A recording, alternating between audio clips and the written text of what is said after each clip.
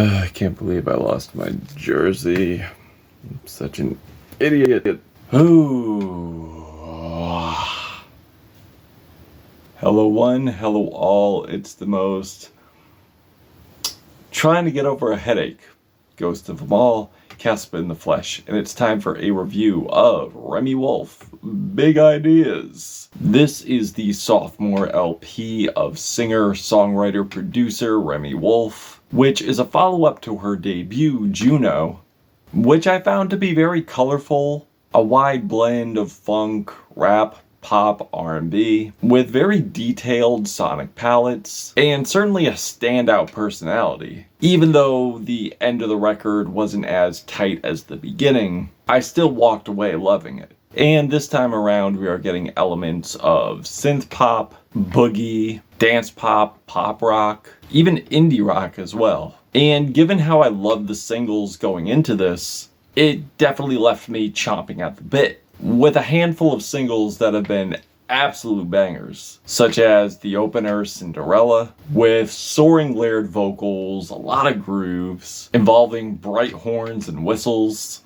with these funky guitar licks, claps and fat drum hits that really capture the boogie elements here, as Remi showcases these various moods, and you definitely feel the range of unassurance, reassurance of Remi's confidence here, as the celebratory feel of the instrumental really bolsters Remi's confidence here, her uplifting lyrics. And I will say we get more brightness and more horny quirkiness on the song Toro, with punchy, glossy production, has a nice retro 80s feel, but in a good way of course, where Remi just passionately wants that action, and likens her partner to a bull, yelling Toro, Toro. It's very playful, very catchy, very sexual, and honestly to me showcases one of Remi's lyrical melodic charms here, and not to mention how infectious this track is. And I love how lively and colorful the production is,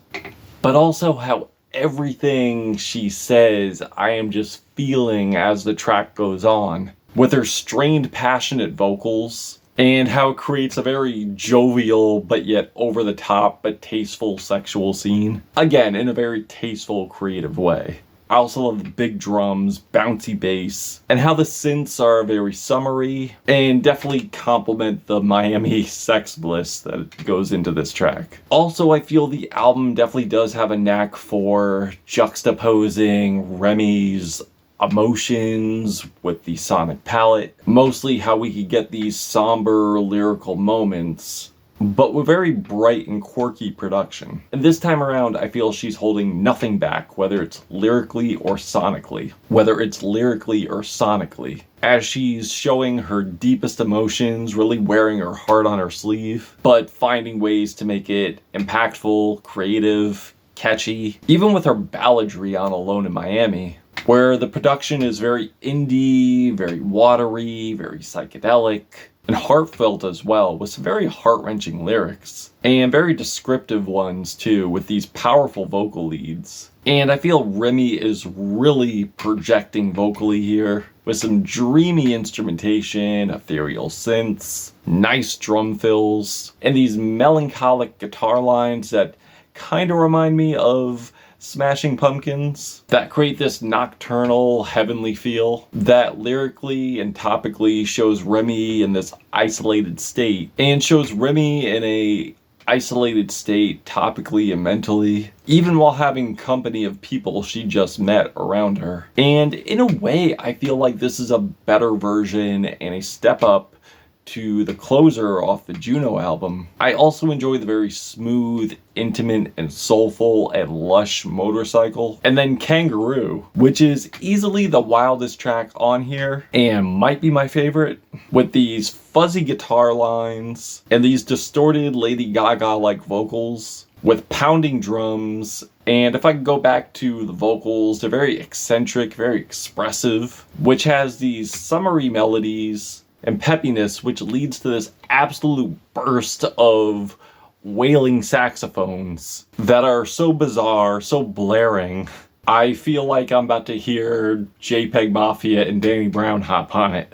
And as I mentioned before, Remi can be playful, melodic, and very instantaneous vocally, while also coalescing her vulnerability, especially on the very vibrant and heartening Pitiful that has this super peppy rhythm, squawking guitar lines, very bright bubbly synths that unapologetically express and reveal Remi's vulnerability, how pathetic she feels with being so insecure and having the need to be unsober to express her emotions to a partner, which is very heartbreaking. But also, I cannot deny how, even though this is one of the most danciest and most energetic tracks on here, it is also very sad at the same time. There's also the chunky, quirky, and bright frog rock as she expresses her animosity towards an ex, with showing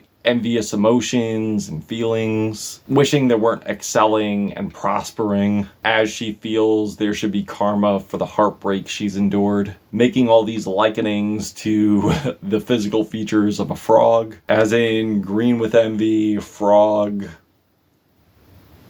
You get it. And I also love the frogs croaking in the background. And the chorus slaps. And I feel the song is just another example of Remi's creativity. There's also another standout moment, like the closer, which is called Just to Start, which I feel is ironic with this being the last track.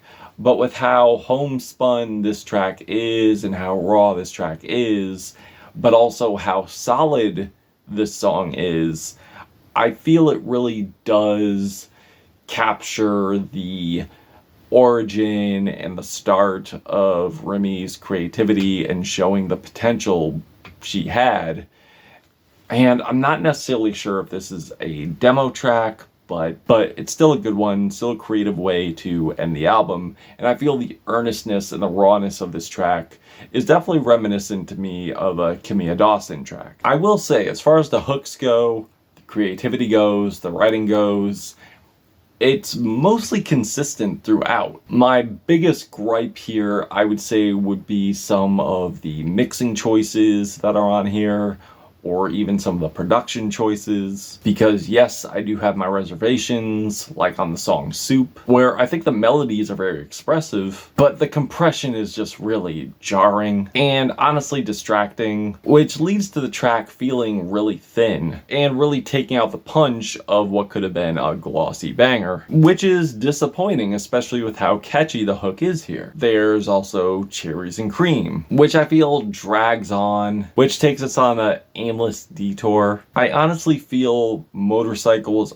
already victorious in the soulful, dreamy lane, so I didn't really think this cut in this type of pocket was necessary. And the song Wave, which is definitely overkill when it comes to the guitars, the drums, which are compressed to death, and a lot of vocal manipulations here could have been done better, because I feel it really does take the weight out of this track, unfortunately. So even though I loved the first album, I honestly feel that this is a better album overall. And certainly her best writing on here. I feel instrumentally she's taking more risks, and honestly showing how bold and creative she could be. And honestly, with how wild she is on this album and how eccentric she is, how expressive she is, I'm honestly curious what other projects will show how much more wilder and creative and eccentric she could be as well. But I definitely walked away from this thing feeling satisfied and even more impressed with the debut, even though I enjoyed the debut. I'm feeling the blackest of 4 out of 5 hearts on this album, but if you've given this a listen, what did you think? Did you love it? Did you hate it? Why? And that's it. Caspa, Gothic Ghost, Remi Wolf, Big Ideas. Till we meet again.